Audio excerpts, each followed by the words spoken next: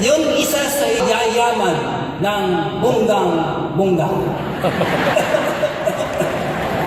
Yung isa naman ay maghihirap ng bonggang-bongga.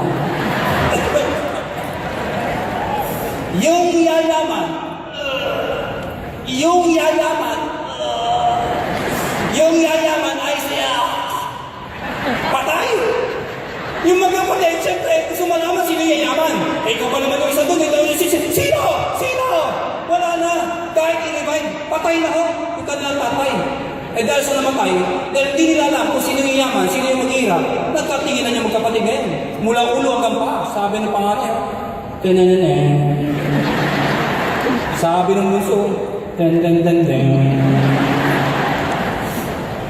Lumipas ang panahon, sila po ay nagkahiwalay ng landas, pero tumatak sa isipan nila yung sinabi ng tatay nila. Alam mo, yung panganay, yung sabi niya, hindi porling ako yung maghirap.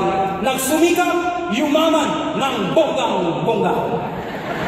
Yung bunso, sabi niya, hindi porling puso ko, ako yung magiging kawawa at magiging mahirap. Nagsumikap, yumaman ng bonggang-bongga.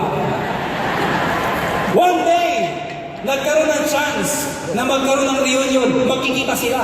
Excited yung panganay. Bakit? Sabi niya, at least ako yung yumaman. Kawawa naman yung kapatid ko. Malamang siya yung mahirap. Yung bunso, ano ang isip niya?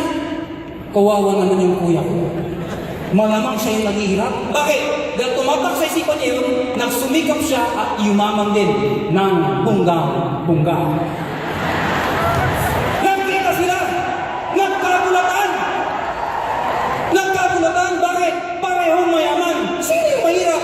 Mga kaibigan, kung ano ang pattern ng pamilya mo, ikaw ang puputol ng pattern na yan. Dahil ikaw ang gagawa ng buhay mo and you're going to choose what life you're going to live in. Ikaw ang yayaman, ikaw ang nakalilang global, narinig mo opportunity, huwag mo nang pakawalan to kaibigan.